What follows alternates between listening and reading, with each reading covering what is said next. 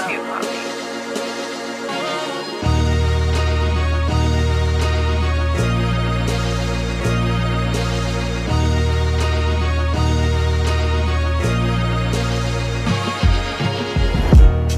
Was een moeilijke jaar, my ma se kind. So baie onnoodighede het plaasgevind. Dinge so bietjie styf en sy danste man, sy klaar te veel stress om nog te worry oor wat ander dink.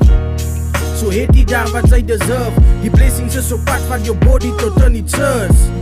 Opportunities gebruik dit en vra dat jou motie die kope in jou kleinskimmes moet uitdruk. Behandel mense met respect en as jy nie weet wat om te sê, jy hou jou bek. Hou op hierdgene vir wie sy jap afneem. Is tyd dat ons 'n slag ons medemense in ag neem.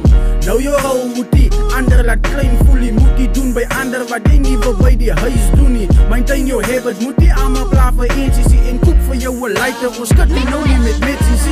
Ek sê Rudy, ek sê nou so 'n mensie, but allemaal praat van jou en die goedes maak my angry. Van sy sê topic in jou absence, but niemand het die respect vir jou om het in jou gezicht te sê nie. So, kom ons begin het dress goed. Van allemaal dink het, wat praat die so ek moet. Klaar met die school, vra net geld, wil die week. Soek al week, wat gesoek word is van het sy jou wil vrek roek. Girls, ek julle uit, julle is prachtig. Maak julle standard, raai asof het op drugs is. Ek weet in die inbox is ouwens lastig, maar die goed wat sy post is die oorzaak van allerlei aandag. Sy sal die ouderdom rees, wat voelt sy hastig. Die manne praat van jou, hulle sê sy is makkelijk.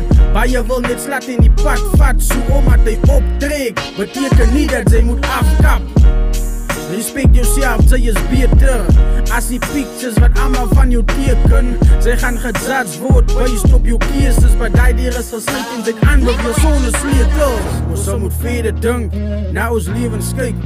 Wanneer judge en stone praat van die meerderheid, dat is baie wat met twee gevriende kyk. Maar hulle nie sy sal gevind word en anders is besigheid.